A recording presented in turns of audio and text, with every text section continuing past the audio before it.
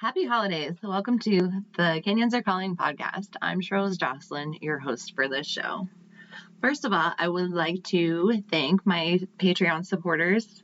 I got a couple new ones this month. I'm super excited. If you would like to join the Patreon, you can make a donation on patreon.com/The Canyons Are Calling. I have 3 levels so far, Class A, B, and C level. My Class C level, we're going to do, my little bonus for those guys is once a month canyon group call, and we'll get together the first Wednesday of every month. So the first one is going to be January 5th. We'll do that at 6:30 Utah time, Mountain Standard Time. So we'll just get on, we'll just talk about everyone's favorite canyons, canyon stories, things we've learned. Once in a while, I'll get a guest on so that we'll have like a special theme, go over like a special knot or an anchor setup or something like that. Tom has agreed to come on and answer people's questions once in a while, so that'll be exciting. So that's available for anyone that wants to join my Class C tier of Patreon, but there's also the Class A and B. Any donations are welcome. If you want to just make a one-time donation, you can go to my website at thecanyonsarecalling.com and do a donation there if you feel like this podcast has been worth it. It does take a lot of my time and effort and learning. This editing is a little bit past my technical grade, but I think I'm getting better at it. If not, shout out and let me know. Also, I have linked with Amazon as an affiliate. So on my website, I have a snacks link. If you order through there, if you're like already ordering through Amazon, if you're not ordering through Amazon, I don't encourage you to do that. But where I live, it's kind of like the only option to be able to get better quality things. So anyway, if you do shop on Amazon, you can shop through the links on my website, and then I get a little bit of a kickback on that. So that would be helpful. Also, I have partnered with Teespring, and I have some quality clothing available there with three different Canyons Are Calling logos. So you can get some t-shirts, there's kids clothes, there's hoodies, leggings, all sorts of things on there. I also have beer glasses and stickers available, and those I have in stock with me. You can get those at thecanyonsarecalling.com. Anywho, enough about me rambling on. I know it's Christmas season and everyone is out trying to shop and get some last minute gifts for their loved ones. I found out about Chef Corso when I was getting ready for, it actually was when I came back from a Grand Canyon trip. I was listening to the Go Get Outside podcast, and this was a super old episode with Chef Corso on there, and I got really excited. So I went online and ordered one of the cookbooks, and then he reached out to me and suggested that he be on the podcast for next year. But I really just wanted to get this story out, and maybe it's a good, useful little stocking stuffer for your backpacking loved one or hiking loved one. I went ahead and ordered the books, and I love them. They're a small little compact book, and it has like so many easy meals that are 10 ingredients or less. It's super awesome. So I'm going to stop rambling so you can hear more about Chef Corso and MONTyBOCA from him. But Chef Corso is the founder of MONTyBOCA, which is the company that's focused on elevating our outdoor meals. He noticed that most of the canned food was lacking, either freeze-dried, heavily salted, out of the bag. You can only eat granola bars, jerky, and trail mix for so long. He knew that there could be something better.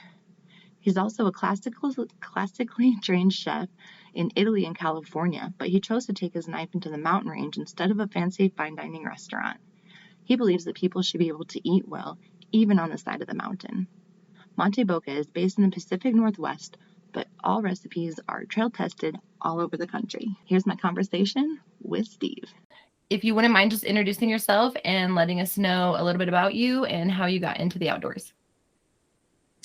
Yeah, thanks for having me, and really great to be here. My name is Chef Corso. I'm head chef and founder of MONTyBOCA. MONTyBOCA is a company and community that I founded to help us all eat better outdoors. I am from the Great Pacific Northwest. I lived in Seattle for the better part of 10 or 12 years, but I've been living the vagabond life for the last year or so. So traveling around the country, meeting different folks and exploring different regions. But for the outdoors, I grew up in Port Angeles, which, if some of you guys listening out there knows where that is, it's at the base of the Olympic National Park, and it's a beautiful part of the country. But my family wasn't really big into hiking or backpacking. We do a couple day hikes here and there, but looking back, I feel pretty bad that we didn't get into the mountains and explore through some longer hikes. But it took me a little bit of time to really experience the outdoors more in depth. And it kind of happened when I moved back to Seattle after some college and some culinary school, and really started exploring Mount Rainier National Park, North Cascades National Park, Olympic, and really understanding that there's some beautiful stuff out there. And it sometimes takes a little bit of challenge to get there, but oftentimes it's a half day hike, and you're in a really beautiful part of the country. Okay. So how did you get into the culinary side of it? Food has always been a big part of my life, a big part of my family as well. We're always cooking and always sharing together. We kind of have a family joke that we're in the middle of eating breakfast, like two or three bites, and then we're discussing what we're having for lunch. And part of me is like, no, can we just enjoy this for at least a little bit? Like, yes, lunch and dinner is important, but that's sort of how much food is involved in our lives. And so I was always cooking in the kitchen with my family, my mom and dad, and my grandparents. And like most people in the food industry, I started washing dishes and as a prep boy, sous chef or line chef at different restaurants in my hometown, but decided that I did want to go to some more in-depth schooling. So I did a hospitality business degree, and then also culinary school in Napa Valley and Northern Italy. So, food has been, again, a really big, prominent part of my life, and I'm really happy to continue that as I've gotten older. But it's fun to cook and fun to share together. So just weird question, what was culinary school like in Italy? I mean, the food there's got to be incredible. Yeah, that was a very transformative experience. Europeans have a very different food culture, and they celebrate ingredients and ingredient quality a little bit more than we do here, and a little bit more overall enjoyment. But culinary school in Italy was fantastic. I went to school in Florence and also in Verona, so in northern Italy. So it was a little bit more rustic Italian rather than just the tomato heavy, olive heavy kind of South. But it was absolutely delightful. I learned a lot about the food culture, quality of grains and meats and cheeses and salamis, and pairing with a nice red wine is a pretty good way to go. That sounds really, really awesome. Anyway, so how did you decide to marry the two together, the outdoors and your culinary love? So I've been in the food industry for over 20 years, and most of my experience was as a research chef. So most folks think about when you go to culinary school that you're going to open up your own restaurant or work in a restaurant for most of your career, or a catering company or something like that. And for me, that was never really my focus. I really appreciate a great restaurant and a great meal, but it's really challenging and something that wasn't exactly what I needed or what I wanted. But I still love food, so I try to find a position that could kind of give me a little bit more stable schedule while still being creative with food. And I found a research chef position, and there's food scientists and research chefs all around the country making the food that we eat. So I worked on smoothies and salad dressings and ice creams for grocery stores. So I would help different large companies produce their product. But I worked in a test kitchen for 6 years, and it was incredibly fun to be able to, you know, deep dive into a smoothie recipe and make sure the flavors taste great, make sure it's food safe for the long term, make sure that you can produce it at scale. So it's just a whole different world that we, as consumers and eaters, don't really know it's there. But I had a few more positions in the Seattle area for some restaurant groups and training some culinary teams around the area. But as I went on my outdoor adventures, and what I really love about the outdoors in my kind of activity of choice is like kind of a mid-range through hike. Haven't done the PCT or AT. I respect anybody who takes on that challenge because it's pretty amazing. But I like the good 4-night to 7-night trip outdoors to really put your phone away, really check in, really cover some miles, and really see some pretty places. And on those trips, I noticed that the meal options were pretty lacking, whether they were jerky or granola bars or just trail mix or the dry salty packaged meals. And as a chef, I was sort of surprised that this is what we were all kind of gravitating towards. They obviously are lightweight, they're easy, and I get why they're there, but they're not providing a really great tasty experience. They're not providing a memorable experience. Sometimes we're just kind of taking them down for calories and kind of suffering through that sort of sloppy stroganoff. So I started testing recipes with a camp stove, and the other thing is like most of us have a camp stove, and it has heat and it can cook things. So how can we use this tool with the challenges of cooking outdoors, whether that's perishability or packability or overall weight in your pack, in order to create some really tasty meals that can refuel you in a better way and also provide a lasting experience and sharing of that experience. So one of the missions for MONTyBOCA is to share that great experience through food, through your friends, through your family, and through that great location. So putting those three things together was and is really impactful for me in order to add another layer of enjoyment to my trips. So in those early backpacks and backpacking trips, I got really excited because I was starting to cook some really tasty soups and, even just a black bean and egg and cheddar breakfast burrito, toasting those tortillas on the burner in the morning was just really, really tasty. So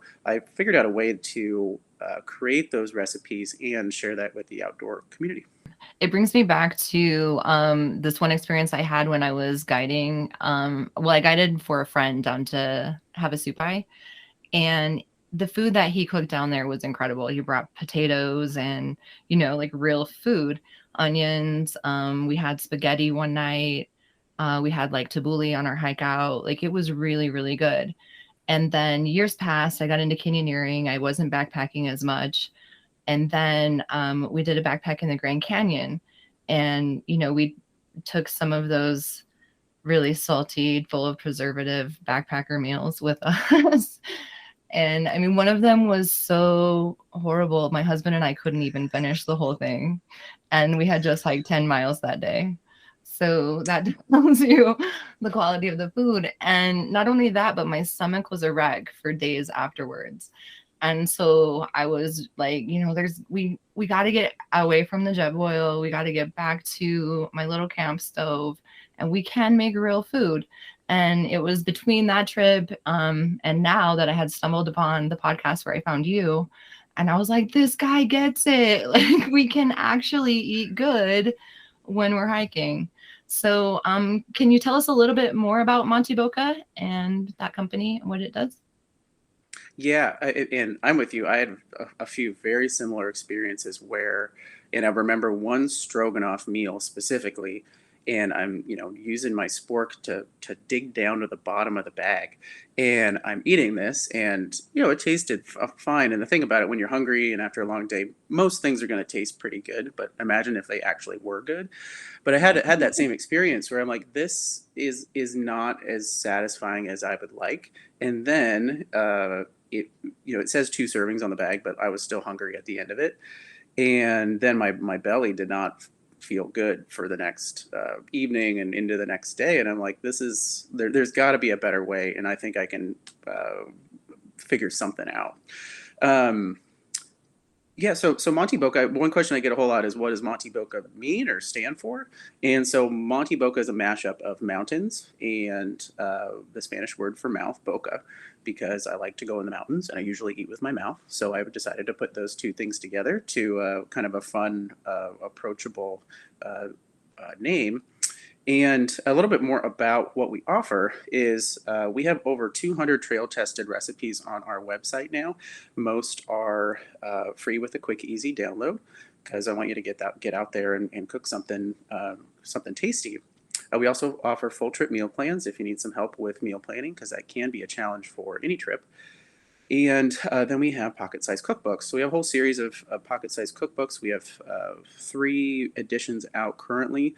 Origin, which was the first a few years ago. Vista is the second, and Wander came out this past August. And also have a kind of kids cookbooklet that I partnered with a company on, and those are available for sale on the website. And the main difference about our cookbooks is that they're pocket sized, because most cookbooks, when I started researching this and creating recipes, are in a very thick volume, and usually you have to do some chicken scratch and transfer that recipe over to your trail notebook. And I thought, well, why don't we just cut this out and have them be pocket sized and easy to take along. You also get the ebook, so if you like to bring along on your phone too, they're also formatted for that. So either way you can enjoy. But a lot of you out there might be thinking, it's like, oh, okay, great. Well, cooking with fresh ingredients can be really challenging. And I agree with you, it can be challenging. But what I did when I started testing recipes is I gave myself recipe rails. So every recipe starts with, it has to be 10 ingredients or less, has to be ready in 30 minutes or less, has to be able to be cooked on a portable camp stove. If you have a live fire, that's fantastic, but that's becoming pretty luxurious now these days. So I wanted them to start with a camp stove. Also mindful of pack weight and volume. What I tend to do is that I meal plan together. So sure, a red pepper and maybe some instant rice might be a little bit heavier than a packaged meal, but when you're cooking off a larger pot together, the weight per serving is about the same as a packaged meal, or just a little bit more. But that little bit of extra weight for me is really important. But it's up to you what you want to put in your pack. But the overall weight and packability is something that's really important to the recipes to make sure that they work outdoors. The other thing that I noticed too, as going along, is that a lot of people have a lot of different dietary restrictions. I'm blessed that I can eat most things, but I know a lot of people are challenged, whether that's dairy or gluten or you're on a keto kick. And I want you to be able to have something that's tasty that you can share, but also that doesn't mess with your belly when you go out on your trips. And I know some people are sacrificing their ideals or their digestion for these trips, but we have a lot of great options that are searchable and categorized by different dietary restrictions. And oftentimes it's I often eat vegetarian on trips, just because some of the fake meats out there, like the field roasts or the Boca burgers or those type of things, are very easy packing. They're pre-cooked, they're vacuum sealed, and they can last for a few days without refrigeration. But the other thing about the recipes that is very important is something that's fresh. And whether that's snap peas, red peppers, a little squeeze of lemon, a little squeeze of lime, maybe a little drizzle of vinegar, that freshness and that acid goes a long way to making it feel like real food rather than just dry pasta or dry instant rice. And I think we all think that these snap peas have to be under refrigeration constantly in order to keep them safe. And food safety is something to be mindful of. Like, I don't suggest you take a whole chicken in your pack and just wing it. Right. Pun intended with the chicken. But snap peas and different vegetables can last without refrigeration for 4 to 6 days, depending on your ambient temperature and how you pack them in your pack. Where we refrigerate them to extend their shelf life. We don't necessarily refrigerate them to keep them food safe. Again, it's always important to be mindful of what you're packing and how you're packing. And if you're not comfortable packing something, then your belly and your comfortability level. But through my trail testing and my trips, is that a lot of these fresh ingredients can last longer than we think. I agree. I do a lot of veggies and hummus, and carrots and peppers, and All of them, cauliflower. Right. Yeah. Well, and I think the other Cucumbers thing are about awesome. fresh veggies is that nowadays is there's so many pre-prepped options for you. So if you are provisioning on the road or just need a quick meal, is throwing a pack of pre-cut broccoli and cauliflower in your pack is really easy to do, where 5, 10 years ago that wasn't the case. So it's really kind of nice where there are a lot of packable ingredients at the grocery store that are actually quite ready for you. You just have to kind of think like a backpacker or think like a hiker and see what can kind of fit in there. So the makeup of the recipes was really important to me, and you mentioned earlier about that. I get it, and I really appreciate that, because I go outside very, very consistently, but it's very, very important to me that the recipes are tested outdoors and they are tested on a camp stove. And now they are all tested by a member of the community. So we have a whole recipe tester crew around the country that takes a recipe out with them on their trips. And we have recipe testers all over the country, a few in Australia and a few in Scandinavia, that are taking a recipe out. And it's a really fun way to share the experience of testing. Also kind of going back to my research chef days of, you need to test it and you need to make sure that it works. And it's really nice to get another set of hands and another set of sporks on it to make sure that it works in different locations and different equipment. But every recipe is trail tested by one of our recipe testers. They're called out on the recipe. But for me, again, it's a really great way to share the experience of testing, share the experience of eating well outdoors. And that way we can grow the recipe bank to as large as we can grow it. So we all have something tasty that we can eat. That's awesome. I just signed up for recipe testing and I got my first recipe yesterday. So it's a chicken pesto. I'm excited to try that out this weekend probably. And I'll let you know. I'll probably like Awesome. Great. update this podcast with that information. I had a question that came up. Do you have the recipes tested in different locations by multiple people, or is each recipe just tested by one person? It depends. Sometimes I'll send the same recipe to multiple people. If it's one that I think might be a little bit more challenging, just to get a few more perspectives on it. But some of them are pretty straightforward, and they seem to be successful on the first try. How does altitude affect any of the recipes? Altitude is a factor for boiling time. And for a cold soak or a no cook recipe, very, very few concerns. But altitude definitely affects, altitude and temperature affects your boiling time. So if you're going higher up and it's colder, your boiling time is going to go up by a few minutes, depending on what's going on. And so another question I get often is, how much gas should I include? And it's kind of a moving target as far as an answer, because it depends on what you're cooking. If you're cooking a potato or a thicker pasta versus instant rice, which cooks up in 5 or 10 minutes, or if you're doing a lot of hard boiling, or you really enjoy your morning coffee and afternoon tea, and then just depending on what elevation that you're trekking at. Anything else about MONTyBOCA you would like us to know? I think the other thing that has been really, really fun over the 2-3 years of running MONTyBOCA is the community. It's really fun to share a meal together at a beautiful location, and again, it's really fun to share the recipe creation experience with folks. And I welcome all you listeners out there to try one recipe and see how it goes.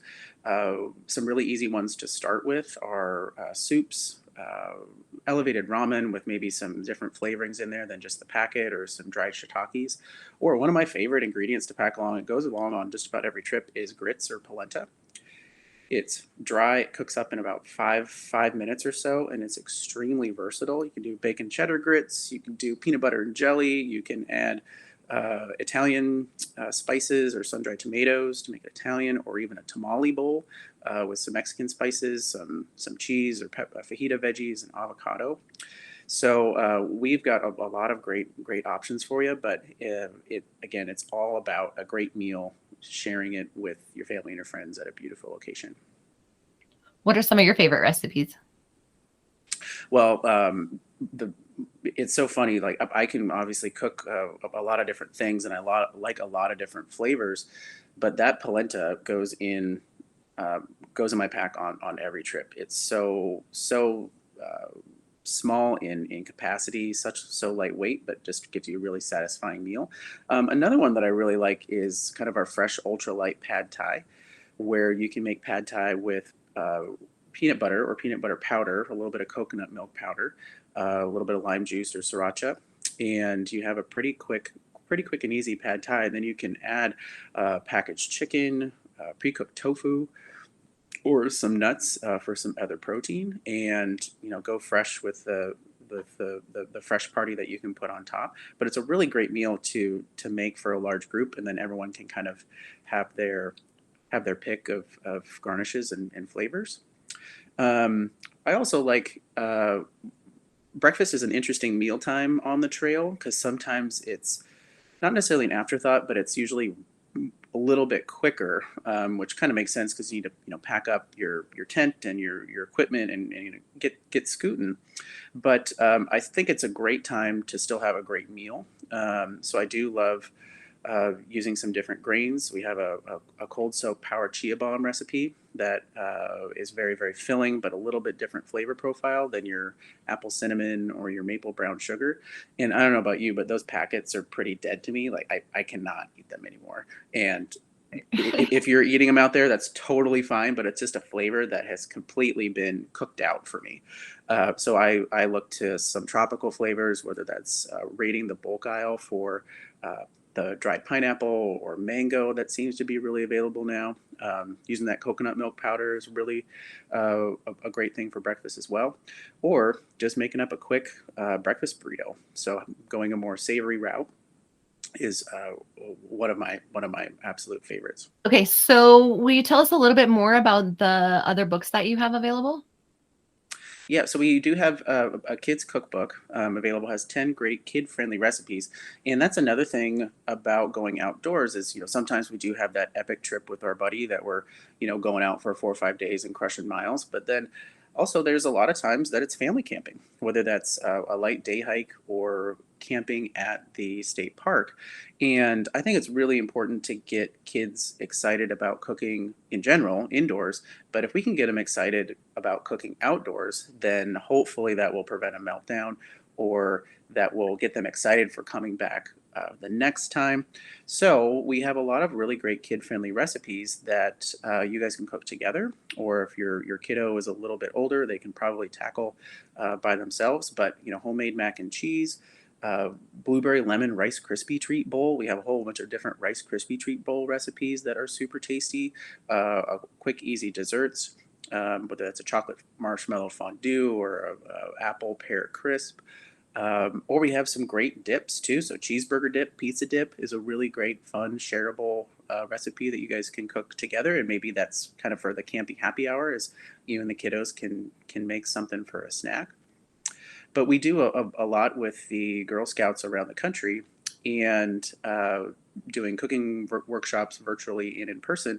And it's really fun to share fast, easy recipes with them and see a little bit of fire and a little bit of light with cooking, and also seeing families cook together is something that gets me really happy and really excited. But another one that actually the Girl Scouts have really enjoyed, many of them, is mango fried rice.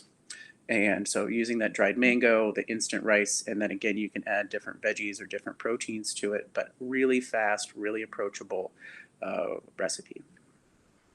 That is really awesome that you work with the Girl Scouts. Some of my favorite memories are with Girl Scouts.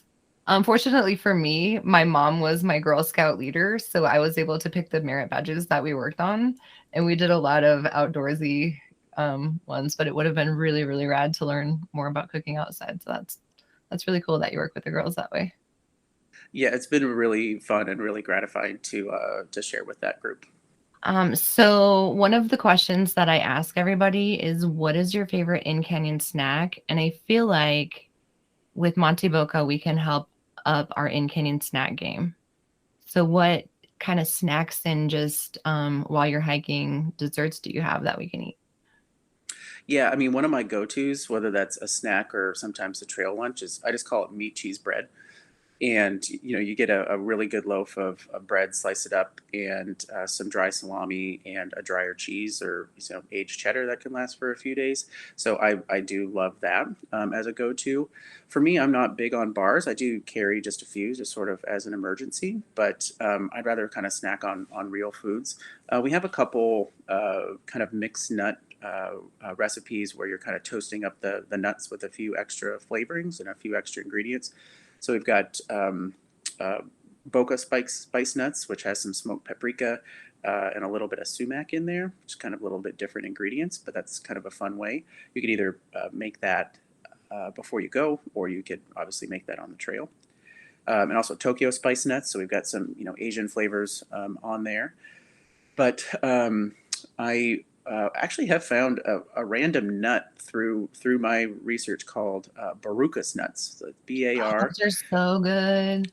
Yeah, and I found them by watching the next Netflix show, and I'm like, sure, let's try these nuts.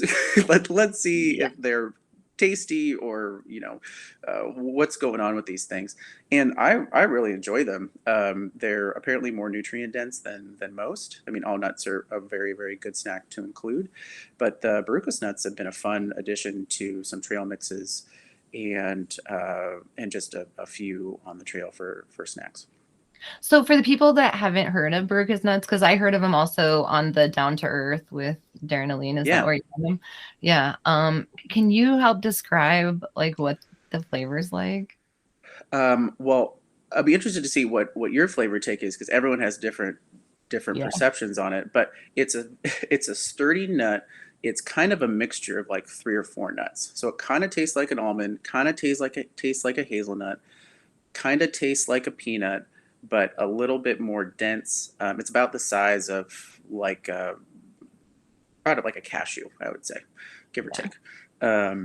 But it's a little bit toastier and a little bit nuttier nut, if that makes any sense. Yeah, I like that description. I mean, it kind of looks like a really big pine nut. That's kind of what I associate it with because that's what's here in this area. But yeah, it kind of tastes like a cross between an almond and a peanut and a cashew. Yeah, but they're so good. I've made them in French toast, but that's all I've cooked with them. What else do you cook with them?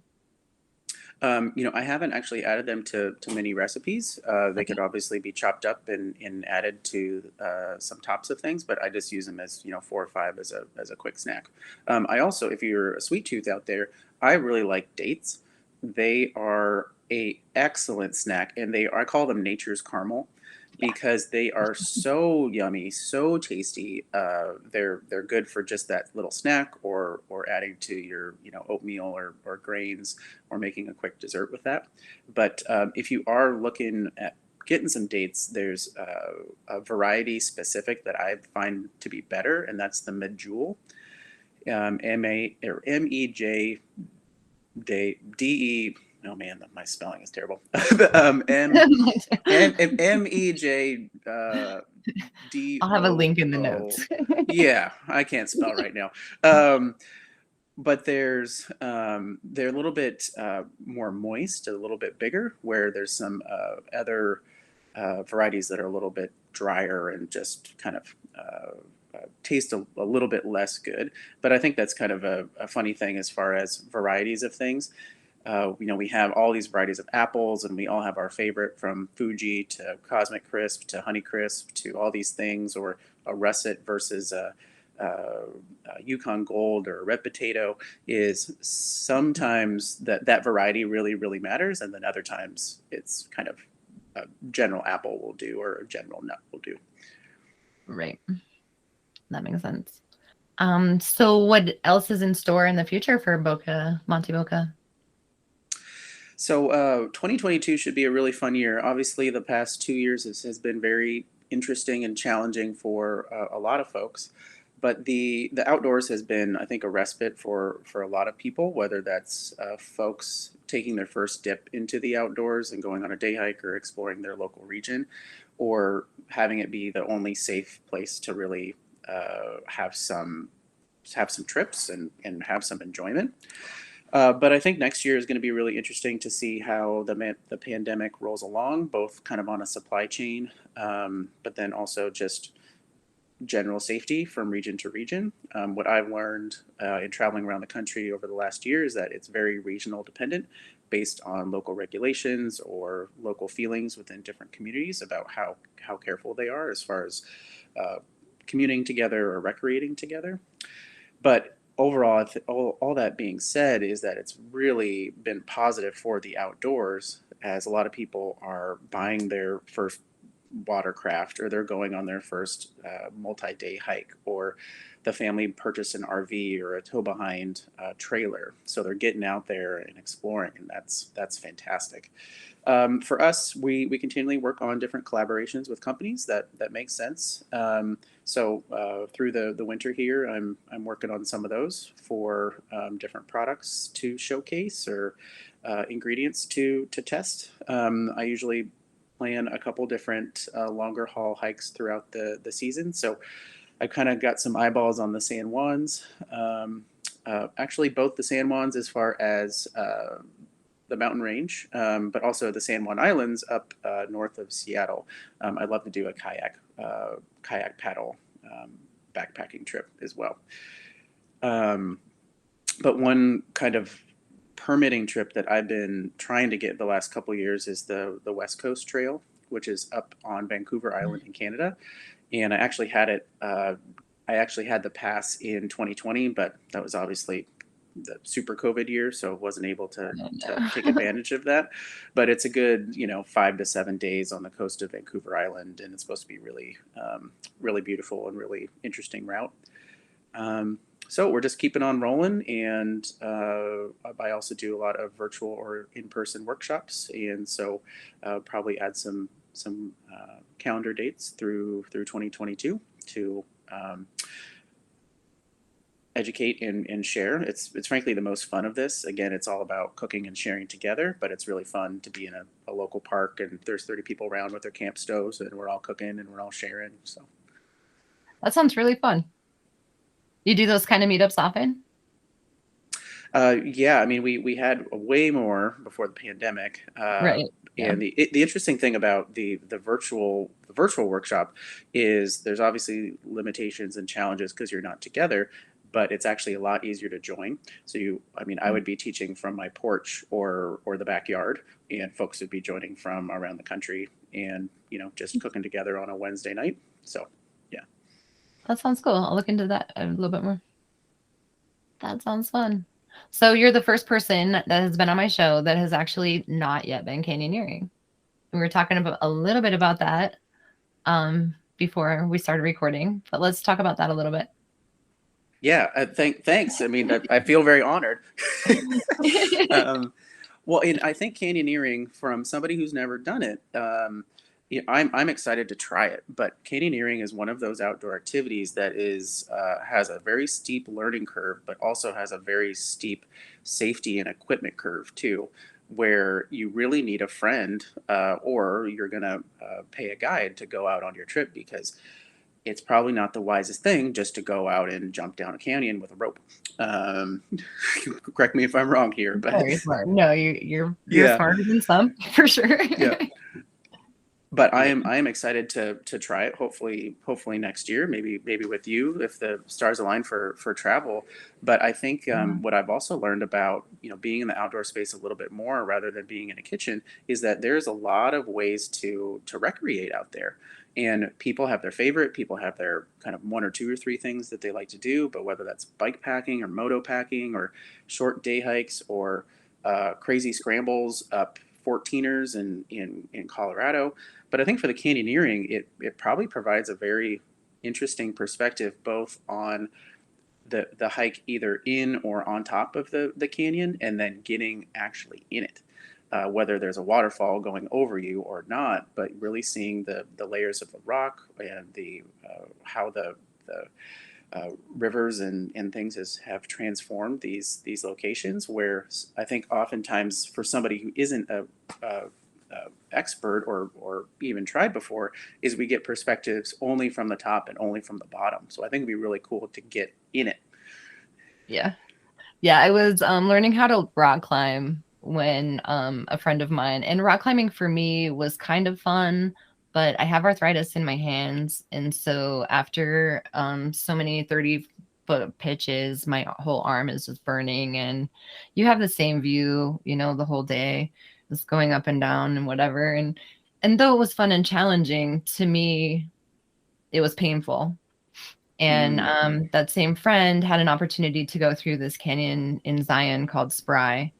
And I went through that canyon, and I couldn't walk for 3 days because my muscles were so sore from using these different muscles and stretching and stemming and climbing. But I was so addicted to what I saw in that place that I started doing research every night, like, where can I go? What else is there? What else is there? And I've been canyoneering for 10 years ever since, and I don't think I've rock climbed a handful of times after that experience, just because it's so, in my opinion, just so much different and awe-inspiring. And so, yeah, I would love to take you if you make it out this way, or if we get to, you're in California? Is that Currently, right? I'm in Washington, but Okay. I travel around quite a bit. Okay. We just did an interview with the Washington Pacific Northwest explorers up there. So they're exploring some awesome Nice. stuff in that area. Yeah, it looks fun. Well, yeah, and your experience sounds really magical, and yeah, I can also imagine you're kind of doing yoga Spider-Man on the wall, which does definitely work some different muscles. But the other thing I can only imagine, and the other thing that I've really enjoyed about traveling around this year, and I've been in Northern Cal, Southern Cal, actually was able to explore Zion and Arches for the first time, but also all the way over through Arkansas and Virginia and the Blue Mountains and things this past fall, is that the light is different in every region and also at different times of year. And, I have had some experiences in some slot canyons where the light is coming in and you get this very, Mhm. very special experience that, if you're able to notice it, is really, really interesting and really, really cool. But it's not like it's a crazy peak or even just a sunset. It's just how the light is hitting different Right. parts of the rock or the outdoors. Yeah. I was just in a canyon over the weekend, and the way it just, the oranges and then the blacks, and then I look at the pictures and I'm just like, oh my God, like, it's in my backyard. It still blows me away. For sure. Well, It's and I love really, those too. Is like you can definitely take some photos of them and filter them, but they don't quite do it justice in mm-mm. some areas. And so that means you just had a really special time with yourself or with your crew, that this is what it was for what it was in the time, and you're able to take that and absorb that and then take a couple more steps forward and then hopefully Yeah. find something else. The Grand Canyon's that way too. Like, I find it impossible to take a picture of the Grand Canyon that even closely relates. Yeah, totally agree. Okay, so even though you're not a canyoneer, you are a hiker. So what are some essential pieces of gear that you carry with you in your pack? Well, I'll start in the kitchen because I'm a chef and that's my main focus. So I have multiple styles of camp stoves and mainly on capacity of pot. And a lot of the questions I get in regard to meal planning is, which stove to bring, or maybe do I need to buy a new stove? And I always say is how many people are going, and that will dictate the overall capacity of your pot. So whether that's a half liter, liter, or even actually down to 300 mils for a solo trip kind of thing.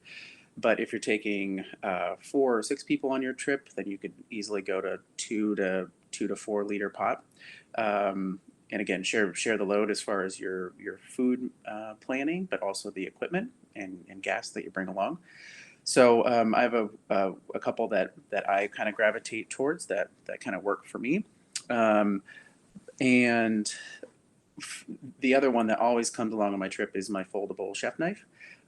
Found a couple brands that are pocket style chef knives that are maybe, I don't know, 4 to 5 inches long, yeah, or so, but they're foldable, which is really helpful for me. I like them foldable rather than putting them into a sheath, just because sometimes that can get caught on things and poke a hole in your backpack, and just it's nice for a little bit more safety.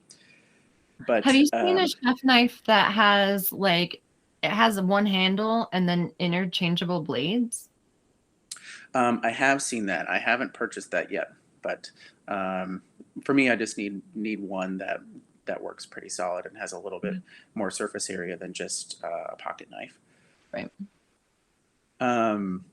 And for me, I am not necessarily an ultra lighter. I do have some, lighter pads and lighter and warmer sleeping bags, but always have a headlamp with batteries. I know you've mentioned that before on your podcast, but that is really, really important.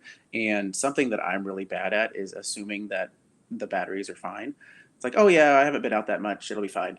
And so maybe I don't pack the extra ones, but it's just a reminder to always be prepared for those kind of things. Don't assume that they work or assume that the items are charged.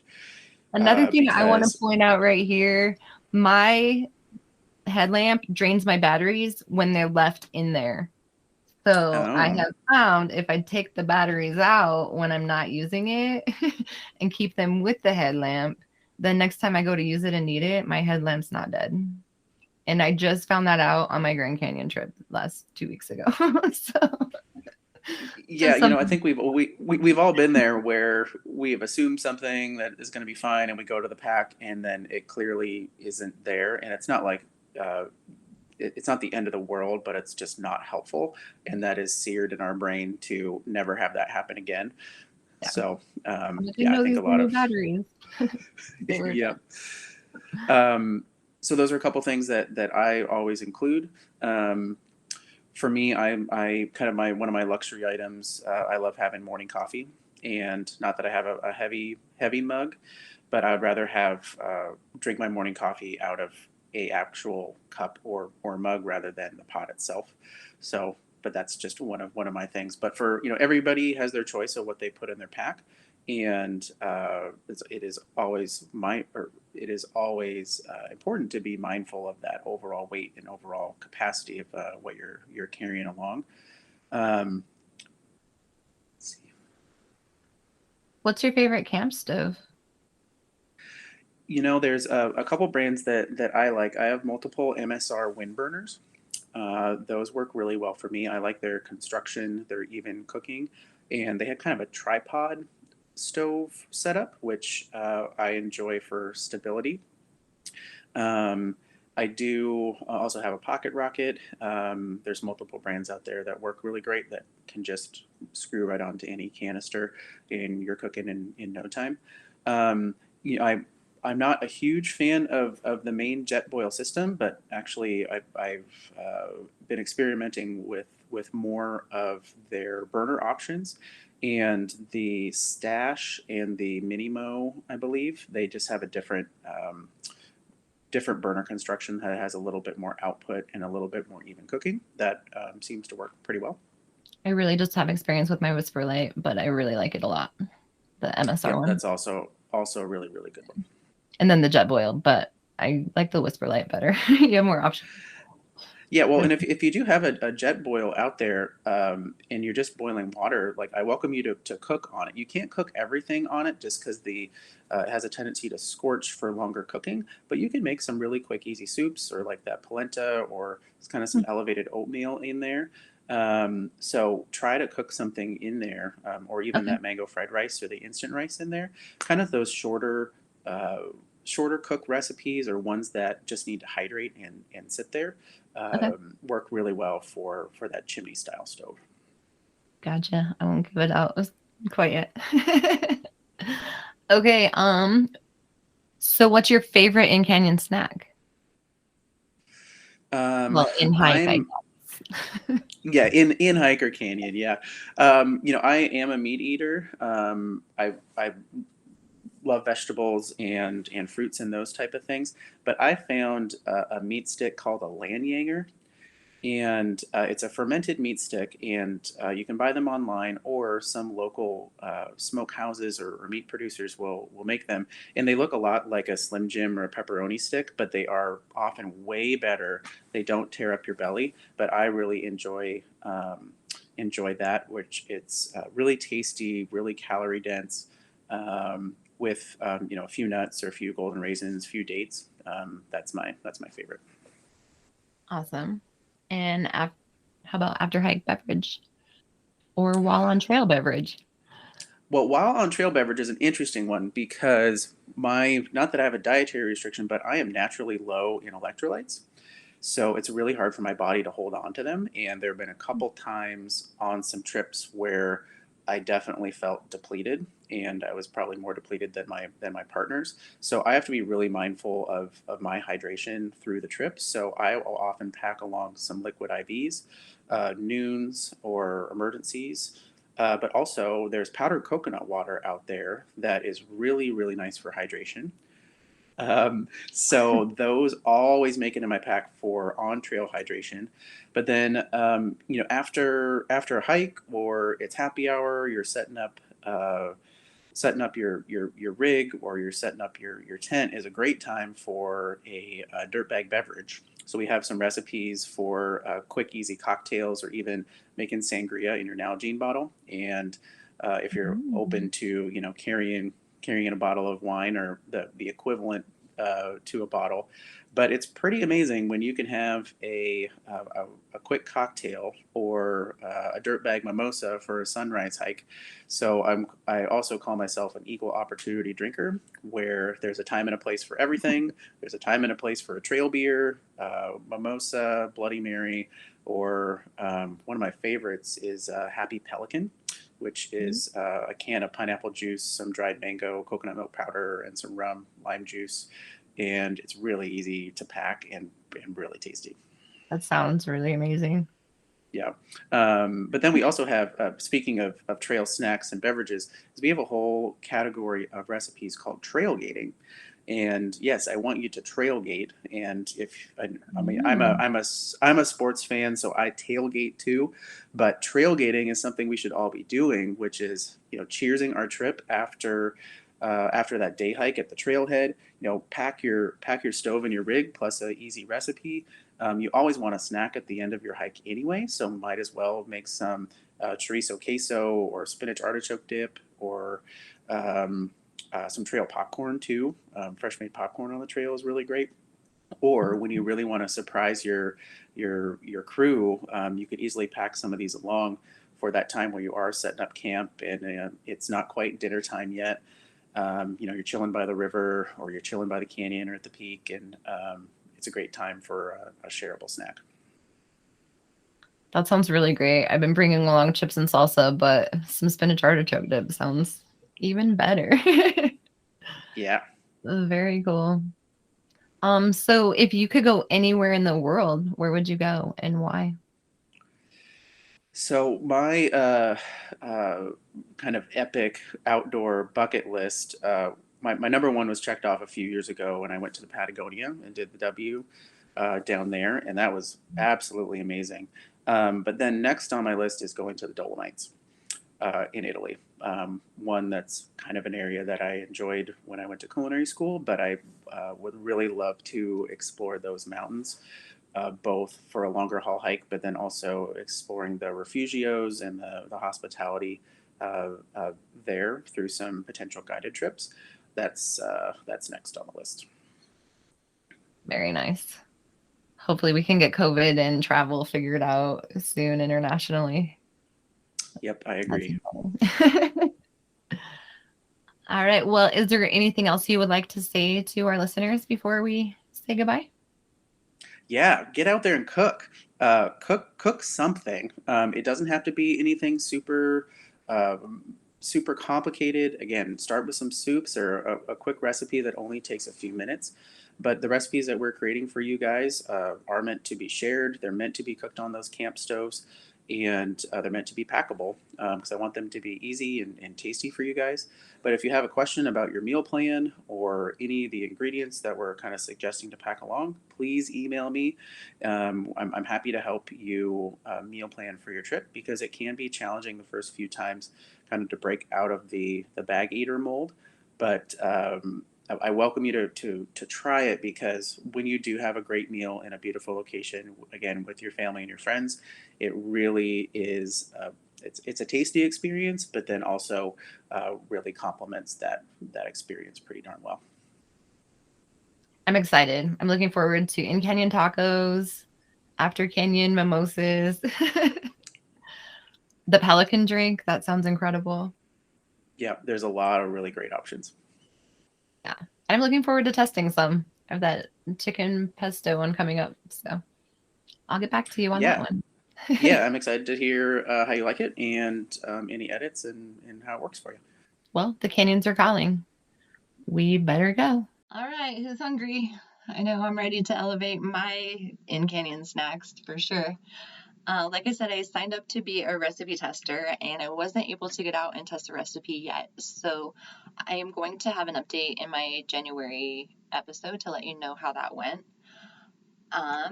If you want to find out more about MONTyBOCA, go to MONTyBOCA.com, MONTYBOCA.com. There you will find links to so many different recipes. He has how-to tutorials. He has even like how to pack, which kind of stoves are good. So much information. It is really cool. You can spend a lot of time on that website. And you can order those little cookbooks. They are pocket size. They are waterproof. They have a little thing to keep them closed while they're in their backpack. And they are super fun. They have so many awesome meals. And what I really like about it is it has different proteins in the beginning. So if you're vegetarian, if you're vegan, if you're whatever, you can make substitutions. You can just leave things out, whatever. Like all of the meals seem really, really easy for whatever diet style you are, which I think is really, really cool. If you would like to follow MONTyBOCA on Facebook, he's on Facebook and Instagram as MONTyBOCA. It's all one word. And follow him there. Elevate your snacks. I am super excited. And also, after Canyon Trailgating, that's going to get elevated to a new level. No more just plain old chips and salsa and IPAs for us, I think. Uh, get out there and eat better. I know some people like to eat to live and other people just live to eat. So either way, you should have great food while you're doing it, right? Anyway, happy holidays. This is going to be my last episode of 2021. Just too much going on with the holidays. So happy holidays. I will see you in 2022. Canyons are calling. I gotta go.